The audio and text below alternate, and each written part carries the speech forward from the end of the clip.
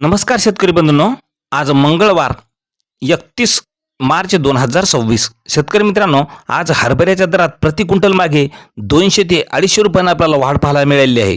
मग संपूर्ण महाराष्ट्रात हरभऱ्याला काय मिळत आहे बाजारभाव पहा, सविस्तरच माहिती आपल्या चॅनलच्या माध्यमातून. पण विनंती आहे की चॅनलला सबस्क्राईब केले नसेल तर सबस्क्राईब करा, कारण दररोजचे असेच व्हिडिओ आपल्याला पाहायला मिळतील. पहिली बाजार समिती आहे वाशिम. चाफा हरभऱ्याला आवक आली आहे 120 क्विंटलची. कमीत कमी दर मिळाला 5,200 रुपये, सर्वसाधारण दर मिळाला 5,300 रुपये, तर जास्तीचा दर मिळाला 5,400 रुपये. यानंतरची बाजार समिती आहे मोहोळ. गरडा हरभऱ्याला आवक आली आहे 50 क्विंटलची. कमीत कमी दर मिळाला 4,500 रुपयाचा, सर्वसाधारण दर मिळाला 5,000 रुपये, तर जास्तीचा दर मिळाला 5,500 रुपये. यानंतरची बाजार समिती आहे तुळजापूर. काटे हरभऱ्याला आवक आलेली आहे 130 क्विंटलची. कमीत कमी दर मिळाला आहे 5,250 रुपये, सर्वसाधारण दर आणि जास्तीचा दर सुद्धा 5,250 रुपये. मित्रांनो, यानंतरची बाजार समिती आहे शेवगाव भोदेगाव.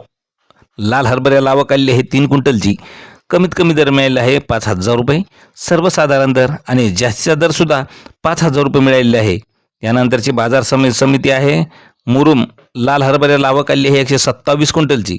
कमीत कमी दर मिळाला 5,081 रुपये, सर्वसाधारण दर मिळाला 5,243 रुपये, तर जास्तीचा दर मिळाला 5,410 रुपये.